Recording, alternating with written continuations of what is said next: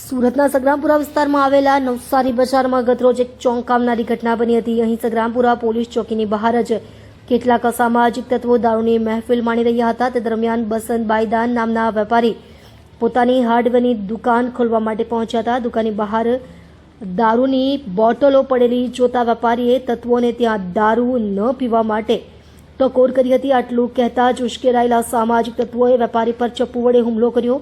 આ હુમલા વેપારીને પગના ભાગે ગંભીર ઈજા પહોંચી હતી। ઈજાગ્રસ્ત વેપારીને તાત્કાલિક 108 એમ્બ્યુલન્સ મારફતે સુરત સિવિલ હોસ્પિટલ ખાતે સારવાર માટે ખસેડવામાં આવ્યો। તો સ્થાનિક વેપારીઓનું કહેવું છે કે નવસારી બજાર અને સગ્રામપુરા વિસ્તારમાં સામાજિક તત્વોનો રોજનો આતંક બની ગયો છે। વેપારીઓએ આ તત્વો સામે કડક કાર્યવાહી કરવાની માંગ ઉઠાવી છે। ફાધર નામ આઈદાન રામ, હું મારી હાર્ડવેરની દુકાન છે નવસારી બજાર સગ્રામપુરા પોલીસ ચોકીની સામે।